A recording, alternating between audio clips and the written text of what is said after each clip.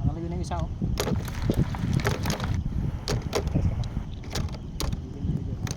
Hermit crab o umang. Ito yung pinakamabisa. O isa sa pinakamabisang pamain sa isda. Dahil ito yung malansa. Talaga namang very tempting sa mga isda. Marami nito dito sa baybayin, namumulot ka lang. Ilang araw. Finale ang ating pangawil dito sa lupa. Wala na akong hipon, ubos na, kaya hermit crab. Ito yung alternative natin. Malalaki. Iba coconut crab, talagang nakakatakot ang takotin dahil baka masipitin tayo.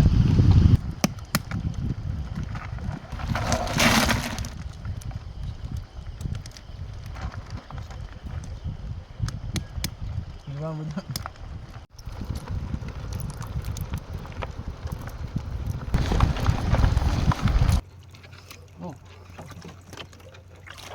bubuli pa rin.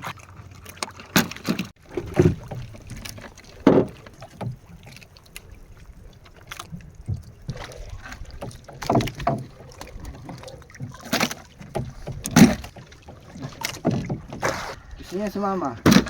Ito nga pala huli namin. Rinyard, ano mga isda ito? Ito po yung bangitan. Bangitan. Ito po yung manitis. Bubuli. Bubuli. Maliliit, ano? Pero marami yan.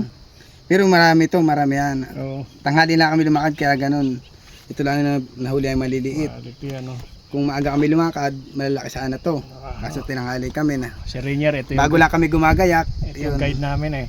Pauwi na sana kami, humiling pa ito na lalaot kami. Ito, medyo sinimete naman ng kaunti. Tanghalian natin, ano ba tutong gusto mo? Kayo, Ay, ano yung... sige, magsigang tayo tapos sa ihaw. Sige.